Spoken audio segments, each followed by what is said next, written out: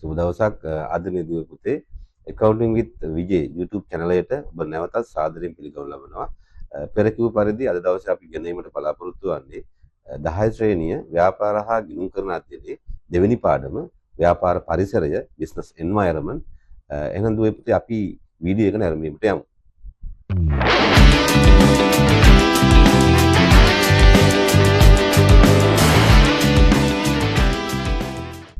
ව්‍යාපාර පරිසරයේ පුතේ පාඩමේදී අපි විශේෂයෙන් සඳහන් කළ යුතු කරුණු කිහිපයක් තියෙනවා. ඔබ දන්නවා ව්‍යාපාර වලට තනියෙන් බිස්නස් කරන්න බෑ. ඒ නිසා ව්‍යාපාර වලට විවිධ චල්‍ය සාධක බලපාන. සාමාන්‍ය අපි තා සරලව කියනවා නම් පුතේ මේ පාඩමේදී ව්‍යාපාර වලට හුදකලාව බිස්නස් කරන්න බෑ. ඒ නිසා ව්‍යාපාර කරගෙන යනකොට පුතේ ව්‍යාපාර වලට විවිධ බලපෑම් එල්ල වෙනවා. ඉතින් මේ ව්‍යාපාර පරිසරය කියලා ඉතා සරලව අපි නිර්වචනය කරන්නේ ව්‍යාපාරයේ තිබෙන ව්‍යාපාරයේ පවතින වටපිටාව. ඉතින් මේ පාඩම ඔයගොල්ලෝගේ පෙළපතත් එක්ක මම සාකච්ඡා කිරීමට බලාපොරොත්තු වෙනවා. ඉතින් මේ පාඩමෙන් කරන්න බලාපොරොත්තු වෙන්නේ පුතේ විශේෂයෙන් ප්‍රධාන මාතෘකා අපි 3ක් 4ක් වගේ තමයි තියෙන්නේ. උපරිම 4යි තියෙන්නේ පුතේ මේ පාඩමේ. ඉතින් පළවෙනි එක තමයි පුතේ මේ ව්‍යාපාර පරිසරය කියන එක නිර්වචනය කරගන්න ඕන. ඊට පස්සේ මේ ව්‍යාපාර පරිසරයේදී ව්‍යාපාර පරිසරය අපි වර්ග කරනවා. ව්‍යාපාරයේ පරිසරයේ අභ්‍යන්තර පරිසර සාධක, බාහිර පරිසර සාධක අපි සාකච්ඡා කරනවා මේ පාඩමේදී. ඊට අමතරව පුතේ විශේෂයෙන්ම තාක්ෂණික පරිසරයේ ඇති වෙන වෙනස් වීම කොහොමද ව්‍යාපාර වලට බලපාන්නේ? ඒ වගේම තමයි ගෝලීය පරිසරයේ තියෙන හිතකාමී දේවල් මොනවද, අහිතකර දේවල් මොනවද කියලා අපි සාකච්ඡා කරනවා. අවසාන මාතෘකාව විදිහට අපි පුතේ සදුවත විශ්ලේෂණය සාකච්ඡා කරනවා. කියන්නේ ව්‍යාපාර පරිසරය අධ්‍යයනය කිරීමෙන් ව්‍යාපාරිකයෙකුට තිබෙන වැදගත්කම. මේ සදුවත විශ්ලේෂණය මත ශක්තියින් අවස්ථා තර්ජන සහ දුර්වලතා කියන කොටස් අපි සාකච්ඡා කරනවා. එහෙනම් පුතේ අපි පළවෙනි මාතෘකාවට යමු. ව්‍යාපාර පරිසරය කියන්නේ මොකක්ද කියලා අපි හඳුනගමු. ව්‍යාපාර පරිසරයට මම කලින් කිව්වා වගේ පුතේ තනියම ව්‍යාපාර කටයුතු කරන්න බෑ. ඇත්තටම විවිධ බලපෑම් එල්ල වෙනවා. ඒ නිසා අපි ව්‍යාපාර පරිසරය නිර්වචනය කරනවා පුතේ. මේ ව්‍යාපාර සිදු කරගෙන යාමේදී ව්යාපාරයට විවිධ බලපෑම් එල්ල කළ හැකි. එහෙම නැත්නම් විවිධ ව්‍යාපාරයට බලපෑම් එල්ල කළ හැකි සාධක ක්‍රියාත්මක වන පරිසරයට තමයි කියන්නේ ව්යාපාර පරිසරය කියලා. ඉතින් මේ විශේෂයෙන්ම මෙතනදී මේ පෙළ පොතේ වලට මේක අඳුර ගන්න පුළුවන්. ව්‍යාපාර පරිසරය කියන්නේ මොකක්ද කියලා. නැත්නම් ව්‍යාපාර සාර්ථක කරගන්න නම් පුතේ අනිවාර්යෙන් ව්යාපාර පරිසර සාධක පිළිබඳව නැත්නම් ව්යාපාරයට බලපෑම් එල්ල කළ හැකි සාධක පිළිබඳව ව්‍යාපාරිකයා හොඳ අවධානයෙන් සිටිය යුතුයි. ඉතින් ඒ නිසා ඔයගොල්ලෝ මේ පළවෙනි කොටසෙන් එහෙනම් මතක තියාගන්න ඕන කාරණාව තමයි ව්යාපාරයට බලපාන පරිසර සාධක මොනවද? ඒවා කොහොමද මේ ඍජුව හෝ වක්‍රව බලපෑම් එල්ල කරන්නේ?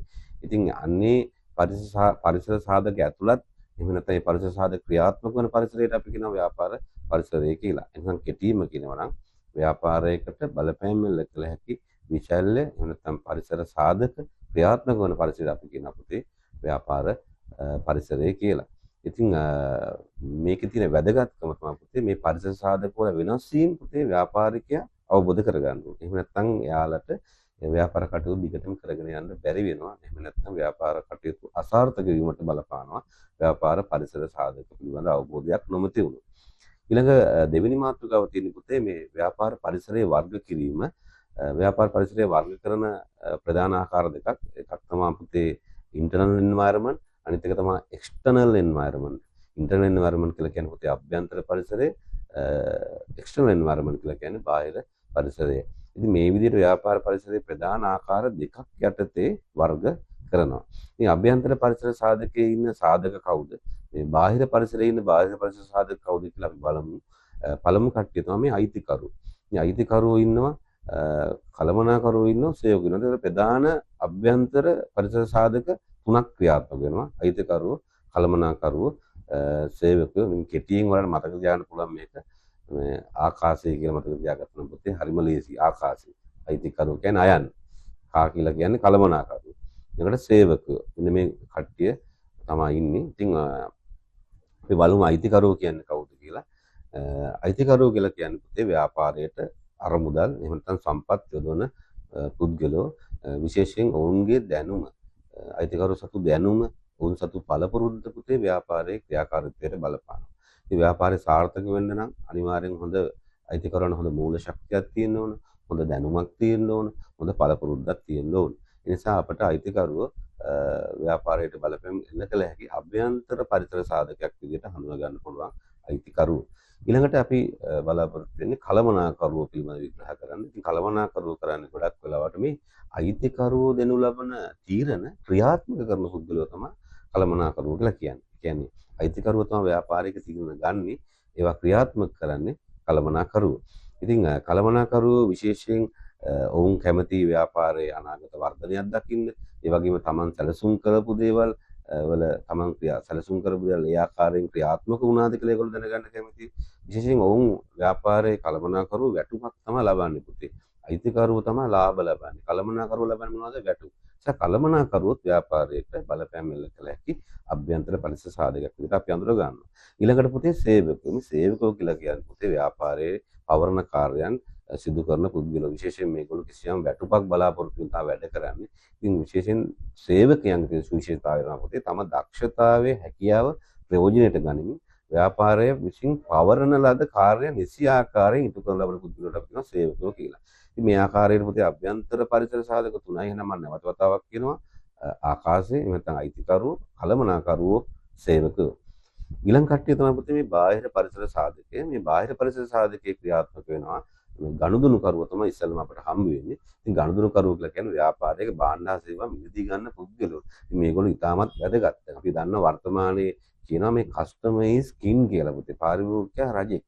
ඒකට හේතුව තමයි පාරිභෝගිකයා පුතේ ව්‍යාපාරයට ආවොත් තමයි ව්‍යාපාරය සාර්ථක වෙන්නේ. නැත්නම් පාරිභෝගිකයා භාණ්ඩ හා සේවා මිලදී ගත්තොත් තමයි ඒ ව්‍යාපාරයේ සාර්ථකත්වයට හේතු වෙන්නේ. ඒ නිසා පාරිභෝගිකයන් තෘප්තිමත් කිරීම ව්යාපාරවල ප්‍රධාන රාජකාරියක්. ඒගොල්ලෝ ප්‍රබල බාහිර පරිසර සාධකයක් විදිහට බලපෑම් කරනවා. අනෙක් අතට ගත්තොත් මේ බාහිර පරිසර සාධක කියලා අපි හඳුනා ගැනීමේදී මේ ව්‍යාපාරයට පාලනය කරන්න බැරි සාධක වලට තමයි අපි කියන්නේ බාහිර පරිසර සාධක කියලා. අභ්‍යන්තර පරිසර සාධක ඔයගොල්ලෝ දන්නවා අයිතිකරුවෝ, කළමනාකරුවෝ, සේවකයෝ ඒගොල්ලෝ පාලනය කරන්න පුළුවන් ව්‍යාපාරයට. නේද? අයිතිකරුවන්ට Tamanට ස්වාධීනව හිතලා පාලනය වෙන්න පුළුවන්. කළමනාකරුවන් අපිට පාලනය කරන්න පුළුවන්. ඒගොල්ලන්ට මාරු වීම දීලා, ඒගොල්ලෝගේ වැටුප් අඩු කරලා, සේවකයොත් එහෙමයි. සේවකයොත් පාලනය කරන්න පුළුවන් අපිට. වැටුප් අඩු කරලා, ඒගොල්ලන්ට විවිධ ට්‍රාන්ස්ෆර් දීලා, නිවාඩු මත කරන්න නැතුව ඉඳලා, එහෙම නැත්නම් සේවයෙන් ඉවත් කරලා වුණත් අපිට පාලනය කරන්න පුළුවන්. නමුත් මේ බාහිර පරිසර සාධක පුතේ අපිට පාලනය කළ නොහැකි සාධක. ඉතින් ඒකේ ප්‍රධාන කට්ටිය තමයි ගනුදෙනුකරුවෝ. ඉතින් ගනුදෙනුකරුවෝ කියලා කියන්නේ ගනුදෙනුකරුවෝ වැඩි ව්‍යාපාරයේ ආදායම වැඩි වෙනවා. ව්‍යාපාරයේ ආදායම වැඩි වුණොත් පුතේ ව්‍යාපාරය ඉතා සාර්ථකව කරගෙන යන්න පුළුවන් වෙනවා. ඊළඟ දෙවෙනි කට්ටිය තමයි පුතේ මේ තරඟකරුවෝ. අපි කියන මේගොල්ලෝ කම්පිටිටර්ස්ලා. එහෙම නැත්නම් තරඟකරුවෝ. ඉතින් ව්‍යාපාර වලට දැඩි තර්ජනයක් එල්ල කරන පුද්ගලයෝ තමයි මේ තරඟකරුවෝ. මේ තරඟකරුවෝ කියලා හඳුනාගන්නේ මේ අපි විකුණන භාණ්ඩයට සමාන හෝ ඒ ආසන්න උපයෝගීතාවයක් තියෙන භාණ්ඩ විකුණනයි.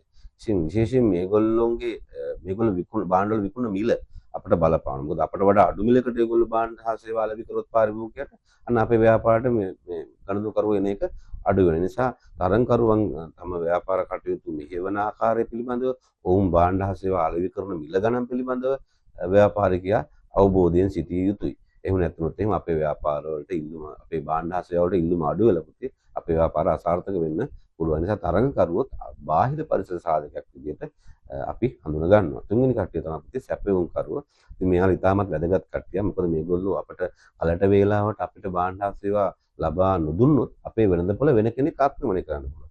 ඒ නිසා සැපයුම් කරුවෝ අපිට කලට වේලාවට භාණ්ඩ ලබා ගැනීමට අපිට වැදගත් වෙනවා. ඉතින් ඒ වගේම තමයි මේගොල්ලෝ ලබා දෙන භාණ්ඩ ඉතාමත් ගුණත්වයෙන් යුතු ඉහළ භාණ්ඩ වෙනවා. ගුණාත්මක බව අනිවාර්ය ව්‍යාපාර කටයුතු අඛණ්ඩව පවත්වාගෙන යාමට පුතේ බලපානවා. ඒ නිසා සැපයුම් කරුවෝ අපේ අමුද්‍රව්‍ය සහ අනිකුත් සේවා අපේ ව්‍යාපාර වලට බාහිර පරිසර සාධකයක් විදිහට බලපෑම් එල්ල කරනවා.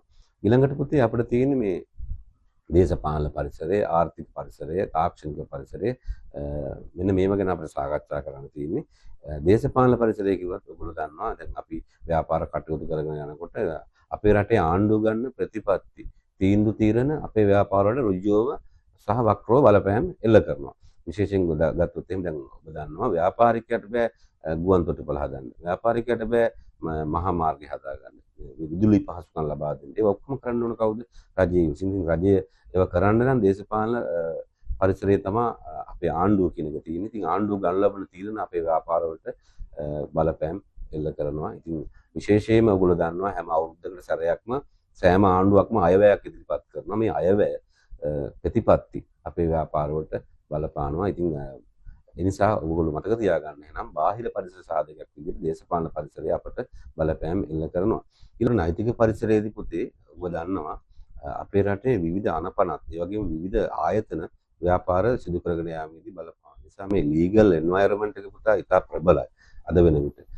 මම උදාහරණෙදී ඔයගොල්ලන්ට පැහැදිලි කරන්නම් මේ නීතිමය පරිසරය කොහොමද ව්‍යාපාර වලට බලපාන්නේ කියලා. බාහිර පරිසර සාධකයක් විදිහට.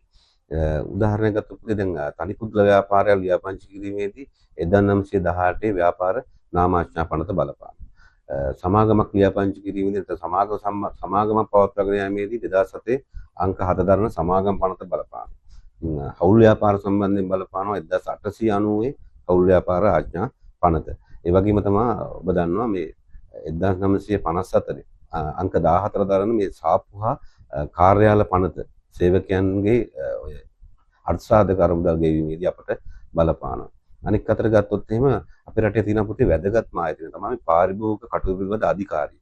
මේ පාරිභෝගික කටයුතු පිළිබඳ අධිකාරිය නෛතික පරිසරයේ ප්‍රධාන සාධකයක් විදිහට අපට බලපානවා. 2003 අංක 6 දරන පාරිභෝගික කටයුතු පිළිබඳ අධිකාරී පනත මේක බලපානවා නෛතික පරිසරයේ ව්‍යාපාර සිදු කිරීමේදී. ඔයගොල්ලෝ දන්නවා දැන් ඔය හදිසි කඩවල වලට ඇවිල්ලා වැටලීම් කරන්නේ මිල ගණන් අහන්නේ.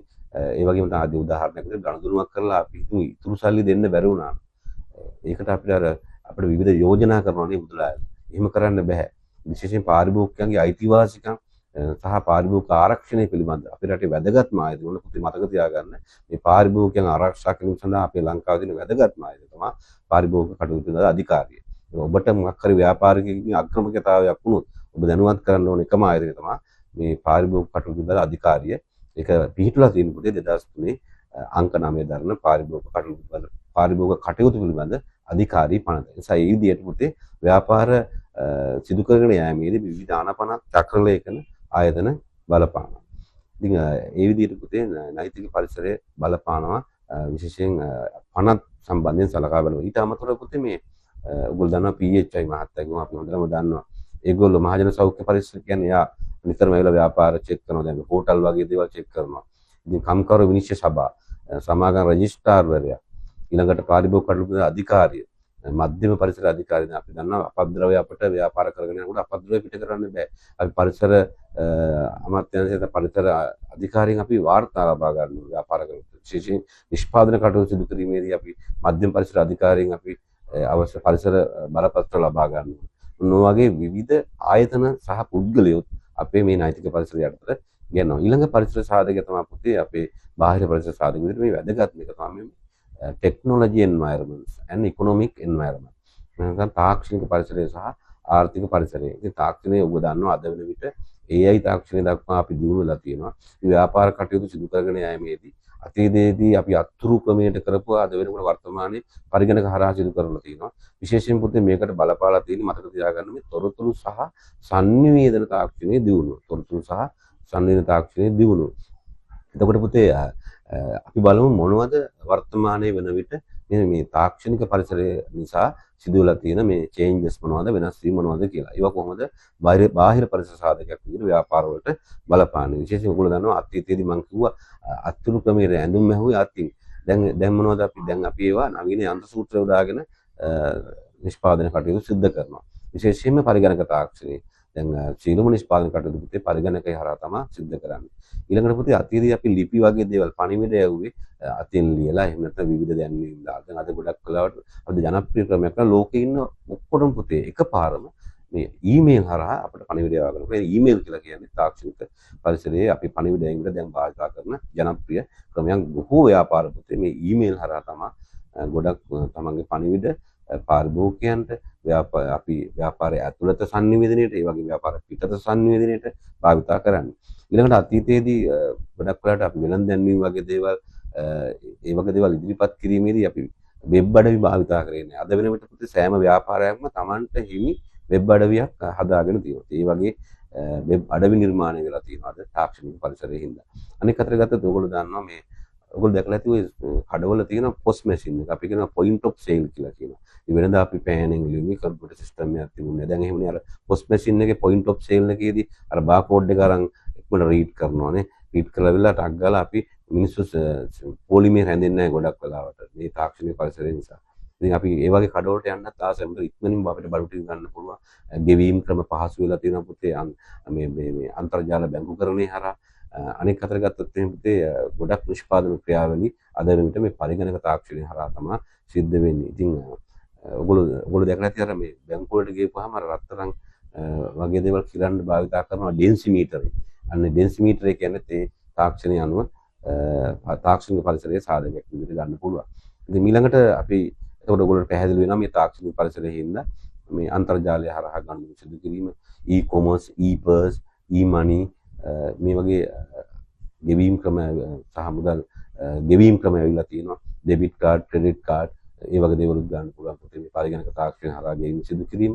ඒ නිසා තාක්ෂණික පරිසරයේ ප්‍රබල බලපෑමක් එල්ලලා තිනවා. ඉතින් කිසියම් ව්‍යාපාරිකයෙකුට මේ තාක්ෂණික පරිසර සාධක වල වෙනස් වීමට ගැළපෙන්න බැරි වුණු පුතේයාට එයාගේ ව්‍යාපාරය ඉතා ඉක්මනින්ම යල් පැනලා කඩාගෙන වැටෙන නිසා දැඩි බලපෑමක් එල්ල කරනවා තාක්ෂණික පරිසරයේ පුතේ. තාක්ෂණික පරිසරය ව්‍යාපාර පරිසර බාහිර පරිසර සාධකයක් විදිහට. ඊළඟට අපි යනවා ආර්ථික පරිසරයට. ඉතින් ආර්ථික පරිසරයේ ඉතා වැදගත් පරිසරයක් පුතේ මේකත් බාහිර පරිසර සාධකයක්. ඉතින් පොලි අනුපාතය ගත්තොත් එහෙම ඔයගොල්ලෝ දන්නවා බැංකුව අඩු පොලි අනුපාතයක් තිබ්බොත් ව්‍යාපාරිකයන් ණය ගන්න පුළුවන් ප්‍රමාණය වැඩි වෙනවා. ඒ නිසා ව්‍යාපාර ආරම්භ කිරීමට පහසු වෙනවා. ඒ වගේම උද්දමනය කියලා කියන්නේ පුතේ කිසියම් රටක භාණ්ඩ හා සේවාවල පොදු මිල මට්ටමේ අඛණ්ඩ ඉහළ යෑම. කියන්නේ භාණ්ඩ සේවාවල මිල ගණන් අඛණ්ඩව ඉහළ යෑමට අපි කියන පුතේ උද්දමනය කියලා. ඉතින් ඒක රටකට ගත්තොත් එහෙනම් ව්‍යාපාර වලට ඉතාමත් අහිතකර විදිහට තමයි බලපාන්නේ. මොකද උද්දමනයේ හින්දා මිල ඉහළ ගියත් පුතේ පාරිභෝගිකයට භාණ්ඩ මිලදී ගැනීමේ ක්‍රය ශක්තිය නැත්නම් පාරිභෝගිකයට මිලදී ගැනීමේ හැකියාව අඩු වෙනවා. එහෙමත් එම් භාණ්ඩ වල තියෙන ඉල්ලුම අඩු වෙනවා. අන්න එතකොට උද්දමනයේ ව්‍යාපාර වලට බලපානවා. ඊළඟ තමයි ආදාය ව්‍යාප්තිය. ආදාය ව්‍යාප්තියත් බලපාන අපේ පුද්ගලයන්ගේ ආදායම් වැඩි නම් ඌ වැඩිපුර භාණ්ඩ ඉල්ලුම් කරනවා. ආදායම් අඩු නම් ඌ අඩුවෙන් භාණ්ඩ ඉල්ලුම් කරන්නේ. ඉතින් ඒක ව්‍යාපාර වලට බාහිර පරිසර සාධකයක් විදිහට නැත්නම් ආර්ථික පරිසර සාධකයක් විදිහට උද්දමන මේ ආදාය ව්‍යාප්තිය බලපානවා. ඊළඟට රැකියා නියුක්තියත් එහෙමයි පුතේ. රටක රැකියා අපේක්ෂා කරන සියලු දෙනාටම රැකියාව ලැබිලා තියෙනවා නම් ඒක පූර්ණ සේවා නියුක්ති තත්ත්වයක්. ඒක හැමෝටම භාණ්ඩ සේවා මිලදී ගැනීමට හැකියාවක් ඇති වෙනවා. ඊළඟට ජාත්‍යන්තර සම්බන්ධතා. මේකෙන් අදහස් කරන්නේ පුතේ රටක් තවත් රටක් හෝ රටවල් කිහිපයක් අතර ඇති කර ගන්න සම්බන්ධතාවය. උදාහරණයක් ඔයගොල්ලෝ ඇති මේ නිදහස් වෙළඳ කලාප කියන වචනේ අහලා ඇති. ඉතින් මේ වගේ ගිවිසුම් නැත්නම් මේ වෙළඳ කලාප සහ මේ වෙළඳ ගිවිසුම් වගේ පුතේ අපේ ව්‍යාපාර වල බලපෑම් එල්ල වෙනවා. ඉතින් සමහර වෙලාවට අපිට සම්බාධක පනවන අවස්ථාවක් තියෙනවා. ඉතින් සම්බාධක පැනවුවොත් අපිට ඒ රටවල වලට කිසිම භාණ්ඩයක් හෝ සේවාවක් අපිට අපනයනය කිරීමට නොහැකි වෙනවා. ඒ නිසා මේ ජාත්‍යන්තර සම්බන්ධතාව ඍජුව ආර්ථික පරිසර සාධකයක් විදිහට බලපෑම් එල්ල කරනවා. ඊළඟට පුතේ විදේශ විනිමය අනුපාතය. ඔබ දන්නවා විනිමය අනුපාතය කියලා කියන්නේ රටක මුදල් ලේඛකයා තවත් රටක මුදල් ලේඛකයෙක් එක්ක හුවමාරු වෙන අනුපාතය. අපේ රටේ මුදල තවත් රටක මුදලක් සමග හුවමාරු වෙන අනුපාතය. ඉතින් මේක බලපාන ගොඩක් වෙලාවට අපේ රුපියලේ අගය පහළ යනවා. අපි මේකට කියන පුතේ නමක් මේ ඔයගොල්ලෝ මතක තියාගන්න මේ අවප්‍රමාණය වෙනවා. මුදලේ අගය අඩු වෙනවා කියන. ඉතින් මේක අපේ ව්‍යාපාර වලට ආර්ථික පරිසර සාධකයක් විදිහට බලපානවා. ඊළඟට පුතේ ගෝලීය පරිසරය කියලා කියන්නේ. ඉතින් ගෝලීකරණය කියලා කියන්නේ පුතේ අපි ඉස්සෙල්ලාම දැනගන්න ඕනේ මේ ගෝලීය පරිසරය කොහොමද ව්‍යාපාර වලට බලපාන්නේ කියලා. ඉතින් ගෝලීය පරිසරයේ පුතේ තියෙන වැදගත්ම දේ තමයි අපි වෙනදා මේ භූගෝලීය වශයෙන් සීමාවලදී මේක ලංකාව, මේක ඉන්දියාව, මේක පාකිස්තානය වෙලා. ඉතින් මේ භූගෝලීය සීමාවන් දුරස් වෙලා අපි ආර්ථික, සමාජීය, දේශපාලන, සංස්කෘතික වශයෙන් අපි බැඳීමට ලක් වෙනවා. අපේ දුරස්ථභාවය අඩුවීම අපි කියන පුතේ ග්ලෝබල් ගෝලීකරණය කියලා. ඉතින් මේ ගෝලීකරණයට ප්‍රධානම බලපාලා තියෙන පුතේ තොරතුරු හා sannivedana තාක්ෂණය. ඉතින් අද වන විට මේ ගෝලීකරණයෙන් හින්දා පුතේ ව්‍යාපාර පරිසරයට හිතකර බලපෑම් සහ අහිතකර බලපෑම් කියලා දෙකක් ඇති වෙලා තියෙනවා. ඉතින් අපි බලමු ඉස්සෙල්ලා මොනවද මේ ගෝලීය දේශීය ව්‍යාපාර සහ ගෝලීය පරිසරයෙන් සිදු වෙලා තියෙන හිතකර බලපෑම්. ඉතින් එකක් තමයි පුතේ අපේ රට නවීන තාක්ෂණය පැමිණීම අපට වාසියක්. අපේ රට විදේශ ආයෝජන ගලා ගැනීම අපට වාසියක්. ඒ වගේ තමයි ගුණාත්මක අමුද්‍රව්‍ය අපිට මිලදී ගන්න පුළුවන් වෙනවා තියෙනවා අඩු මිලකට. අපේ නිෂ්පාදන කටයුතු වලට අවශ්‍ය පුතේ අමුද්‍රව්‍ය ඉතාමත් අඩු මිලට අපිට මිලදී ගන්න පුළුවන් ගුණාත්මක භාවයෙන් යුක්ත ඒවා.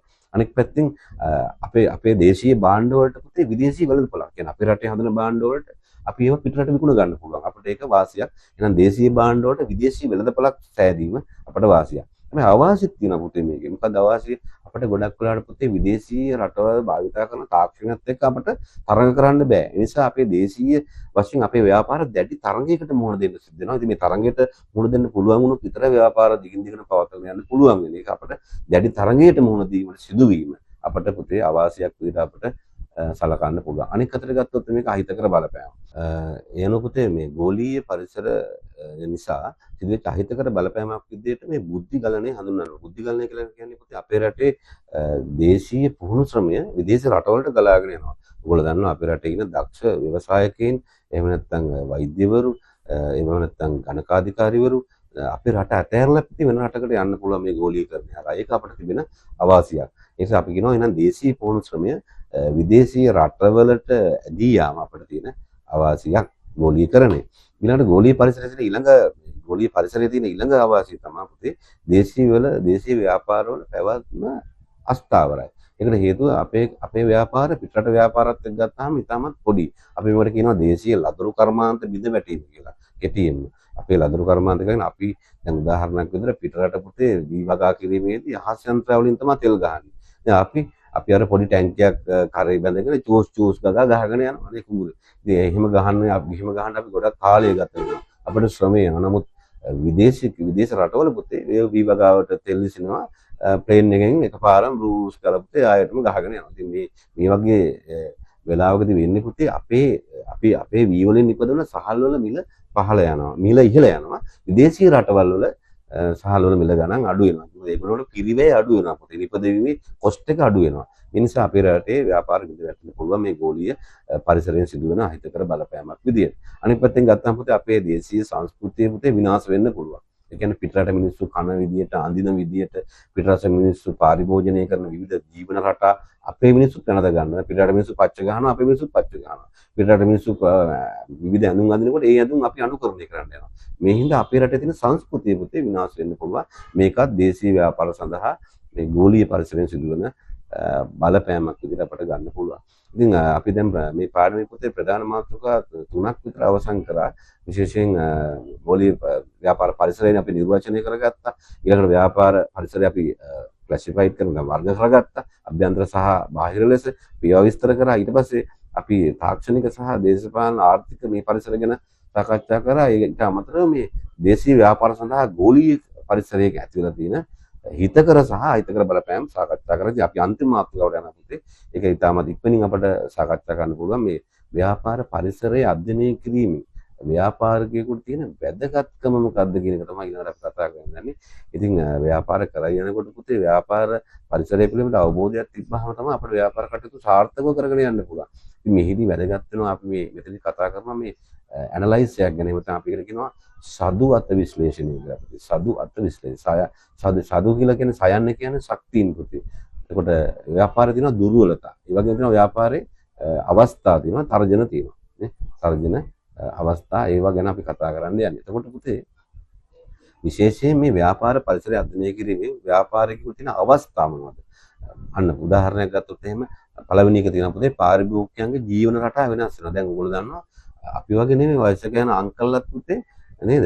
මත් අංකල් කෙනෙක් තමයි වයසට යන අංකල්ලා පුතේ දැන් වීඩියෝස් බලනවා, කොණ්ඩේ ඩයි කරනවා නේද? දැන් ගොඩක් වැඩට යන කාන්තාව පුතේ මේ ඒගොල්ලෝ මේ උදේට උයන්නේ මේ මොකද වෙලා තියෙන්නේ මේ පාරිභෝගික ජීවන රටාව වෙනස් වෙලා පුතේ මේ කාර්මීකරණය, ගෝලීකරණය, මේ තොරතුරු සංනිවේදන තාක්ෂණ දිනුනත් එක්ක මේ පුද්ගලයන්ගේ ජීවන රටාව වෙනස් වෙලා තියෙනවා. ඉතින් ඔය අන්නේ වෙනස් වෙන ජීවන රටාව අපිට හොඳ අවස්ථාවක් පුතේ ව්‍යාපාර කටයුතු කරගෙන යන්න.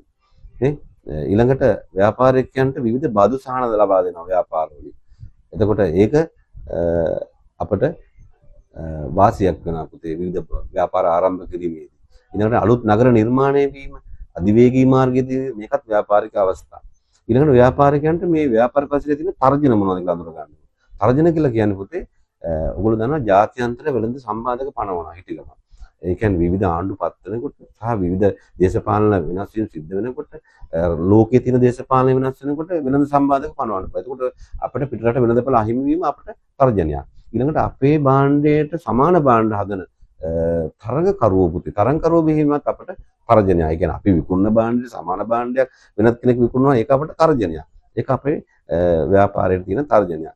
ඊළඟට ස්වභාවික ආපදා දැන් ඔයගොල්ලෝ දන්නා මේ දවස්වල නිරන්තරයෙන්ම කතා කරනවා මේ ගම් වතුර නායාම් සුළුසුලං මේවා අපේ ව්‍යාපාර වලට තර්ජන අපි වලට පොදුවේ කියනවා පුතේ මේ ස්වභාවික ආපදා ව්‍යාපාර වලට තර්ජනයක් වෙනවා. ඊළඟට නව තාක්ෂණික ක්‍රම සඳහා අනුගත වෙන්න බෑ. දැන් සමහර අපේ ගමේ සමහර කඩවල තියෙනවා තාම පුතේ පෑනෙන් ලියන්නේ. නේ තාක්ෂණය භාවිතා කරන්නේ අර පොස් මැෂින් එක භාවිතා කරන්නේ. ඔය ව්‍යාපාරිකෝ කිහිප දෙනෙක් විතරයි පුතේ අර පොස් මැෂින් එක වල දැකලා ඉතින් අර මිල වැටෙනවා ලාච්චු ඇරෙනවා සල්ලි දානවා අන්නේ මැෂින් එක භාවිතා කරන්නේ. ඉතින් අපතරව පරිගණක තාක්ෂණය භාවිතා කරන අඩුයි අද ව්‍යාපාරය. ඉතින් ඒ වගේ දේවල් වලට අනුගත වෙන්න බැරි වුණොත් ව්යාපාර වලට ඒක තර්ජනයක් වෙනවා. ඉතින් ඒ තමයි පුතේ අවස්ථා සහ තර්ජන මේ ව්‍යාපාර පරිසරය අධ්‍යයනය කිරීමෙන්. ඉතින් මේ අවස්ථා තර්ජන පුතේ අපිට ලබා ගන්න පුළුවන් බාහිර පරිසරය අධ්‍යයනය කිරීම. මොනවද මතක තියාගන්න පුතේ මේ සාධුවත විශ්ලේෂණයේ අවසාන අංග දෙක තමයි මේ අවස්ථා සහ තර්ජන කියන එක. පළවෙනි අංග දෙක අපි සාකච්ඡා කරොත් ඊළඟට අපි කතා කරමු මේ ශක්තියින් කියන්නේ මොනවද ව්‍යාපාර පරිසරය අධ්‍යයනය කිරීමෙන් අපිට ලබා ගන්න පුළුවන් ශක්තියින් හොයා ගන්න පුළුවන් ශක්තියින් මොනවද? විශේෂයෙන්ම තේ අයිතිකරුවට ප්‍රමාණවත් ප්‍රාඥාවක් තිබීම, දක්ෂ කළමනාකරුවෝ සිටීම, දක්ෂ සේවකයන් සිටීම, ඒ වගේම තමයි දියුණු තාක්ෂණික ශිල්පකම භාවිතා කිරීම, ඒ වගේම පිළිගත් සන්නාමයක් තිබීම, බ්‍රෑන්ඩ් එකක් තිබීම ව්‍යාපාරවලට ශක්තියක්. ඉතින් හොඳට සල්ලි තියෙනවා නම් පුතේ ව්‍යාපාරවලට කළමනාකරුවෝ දක්ෂ කට්ටිය ඉන්නවා නම්, දක්ෂ සේවකයෝ ඉන්නවා නම්, දියුණු තාක්ෂණික ශිල්පකම භාවිතා කරනවා නම්, අපට හොඳ බ්‍රෑන්ඩ් එකක් තියෙනවා නම් අපි උදාහරණයක් ගත්තොත් එහෙම අපි ඩයලොග් කියලා ගමු. දැන් ඩයලොග් කියලා කියපු ගාම ඕන කෙනෙක් දන්නවා. ඒ වගේ හොඳ බ්‍රෑන්ඩ් එකක් තියෙනවා නම් ඒක ව්‍යාපාරවලට ශක්තියක් වෙනවා. ඒක පුතේ අපිට ලබා ගන්න පුළුවන් අපේ ව්‍යාපාරයේ අභ්‍යන්තර පරිසරය අධ්‍යයනය කිරීමෙන් තමයි අපිට ලබා ගන්න පුළුවන් ශක්තිය. එතකොට ඊළඟ ව්‍යාපාරයේ ඊළඟ අභ්‍යන්තර පරිසරයේ අධ්‍යයනය කිරීමෙන් ලබා ගන්න සොයා ගන්න පුළුවන් පුතේ අපිට දුර්වලතා. කියන්නේ ව්යාපාරික සතු දුර්වලතා මොනවද? ඒකත් තමයි අදක්ෂ සේවකයෝ, අදක්ෂ කළමනාකරුවෝ, තාක්ෂණික දැනුම යල්පැනීම පුතේ, සේවකයන්ගේ අයහපත් ආකල්ප සහ අපේ ව්‍යාපාරයේ තිබෙන ස්ථානයේ පුතේ මේ පිහිටීම. පාරිභෝගිකයට අපි දිබුලාවල් කන්ද උඩ ව්‍යාපාරයක් දෙමුත් අපි කොහේ හරි කන්දක් උඩ ව්‍යාපාරය දානවා. ඉතින් ඒ කන්දක් උඩ ව්‍යාපාරය බලන්න පුළුවන් පාරිභෝගිකයට ළඟා වෙන්න බෑ. ඒක අපි දුර්වලතාවයක්. ඒ නිසා මේ ව්‍යාපාර පරිසරය අධ්‍යයනය කිරීමෙන් එනම් ව්‍යාපාරිකයෙකුට ලබා ගන්න පුළුවන් කාරණා හතරක් තියෙනවා. තොරතුරු නේද? හතරක් තියෙනවා. මොකද්ද? මේ ව්‍යාපාර පරිසරය අධ්‍යයනය කිරීමෙන් ව්‍යාපාරිකයන්ට තමා සතු ශක්තිය අවබෝධ කරගන්න පුළුවන්. දුර්වලතාව අවබෝධ කරගන්න පුළුවන්. අන්න ඒ දෙක අවබෝධ කරගන්න පුළුවන් වෙනකොට අභ්‍යන්තර පරිසරය අධ්‍යයනය කිරීමෙන් පමණයි. ඊළඟට බාහිර පරිසරයෙන් අපිට අඳුර ගන්න පුළුවන් පුතේ ව්‍යාපාරිකයාගේ බාහිර පරිසරයෙන් අපි අධ්‍යයනය කිරීමෙන් අපිට ලබා ගන්න පුළුවන් අවස්ථා සහ තර්ජන. එතකොට මේ ශක්ති දුර්වලතා අවස්ථා තර්ජන. ශක්තියෙන් එකෙන් අපි සයන්න ගන්නවා. දුර්වලතාව වලින් දුයන්න ගන්නවා. તો සදු අවස්ථා යන්න අත තර්ජන තයන්න නේ. તો සදු අත් විශ්ලේෂණයෙන් අපිට ව්‍යාපාරිකයාට සදු අත් විශ්ලේෂණය පිළිබඳව හොඳ අවබෝධයක් තිබ්බොත් තමන් සතු දුර්වලතා මැඩපවත්ව ගන්න පුතේ තමන් සතු ශක්තියින් භාවිතා කරන්න පුළුවන්. ඒ වගේම තමන් සතු ශක්තියින් භාවිතා කරලා අවස්ථාව වලින් පුතේ උපරිම ප්‍රයෝජනෙ ගන්න පුළුවන්. ඒ නිසා ව්‍යාපාරිකයාට ව්‍යාපාර පරිසරය අධ්‍යයනය කිරීමේ වැදගත්කම තමයි පුතේ ඔහුට පුළුවන් අභ්‍යන්තර පරිසරය අධ්‍යයනය කිරීමේ ශක්තියින් සහ දුර්වලතා අවබෝධ කරගන්නත් බාහිර පරිසරයෙන් අවස්ථා සහ තර්ජන අවබෝධ කරගන්න. ඉතින් මේ ශක්තියින් දුර්වලතා අවස්ථා තර්ජන අඳුරගෙන තමා සතු උපරිම ශක්තිය භාවිතා කරලා තර්ජන මැඩපවත්වලා අවස්ථාවලින් උපරිම ප්‍රයෝජන අරන් තමා සතු දුර්වලතා මැඩපවත්වන තමා සතු ශක්තියින් භාවිතා කරලා කරගත්තොත් පුතේ ව්‍යාපාරිකයාට තමන්ගේ ව්‍යාපාර කටයුතු සාර්ථකව කරගෙන යාමට හැකි වෙනවා. ඉතින් පුතේ අද දවසේ අපි සාකච්ඡා කරේ ව්‍යාපාර පරිසරයේ මාතෘකාව මම අවසන් කිරීමටයි බලාපොරොත්තු වෙන්නේ. අද දවසේ සාකච්ඡා කරපු ආයත සාරාංශගතව කියනවා නම් ව්‍යාපාර පරිසරය කියලා කියන්නේ ව්යාපාරිකයන්ට බලපෑම් එල්ල කළ හැකි විචල්්‍ය සාධක ක්‍රියාත්මක වන පරිසරයට අපි කියනවා ව්යාපාර පරිසරය කියලා. ව්‍යාපාර පරිසරයේ ප්‍රධාන කොටස් දෙකයි පුතේ අභ්‍යන්තර පරිසරය, බාහිර පරිසරය. අභ්‍යන්තර පරිසර සාධක අයිතිකරුවෝ, කළමනාකරුවෝ, සේවකයෝ. බාහිර පරිසර සාධක අපි කතා කරා ගනුදෙනුකරුවෝ, තරඟකරුවෝ, සැපයුම්කරුවෝ, දේශපාලන පරිසරය, ආර්ථික පරිසරය, ගෝලීය පරිසරය, තාක්ෂණික පරිසරය, නෛතික පරිසරය මේවා අපි කතා කරා. ඊට පස්සේ අපි කතා කරා මේ ගෝලීය පරිසරයේ තියෙන අහිතකර බලපෑම් සහ හිතකර බලපෑම්. ඊට පස්සේ අපි අවසානට කතා කරා පුතේ ව්‍යාපාරිකුට පරිසරය අධ්‍යයනය කිරීමෙන් ලබා ගන්න පුළුවන් පරිසරය අධ්‍යයනය කිරීමේ වැදගත්කම අපි කතා කරා. එහිදී අභ්‍යන්තර පරිසරය අධ්‍යයනය කිරීමෙන් ශක්තියින් සහ දුර්වලතා අවබෝධ කරගන්න පුළුවන් කිව්වා. බාහිර පරිසරය අධ්‍යයනය කිරීමේ අවස්ථා සහ තර්ජන අඳුර ගන්න පුළුවන් කිව්වා. ඉතින් එහෙනම් අපි අද දවසේ මේ වීඩියෝ එක මෙතනින් අවසන් කරනවා.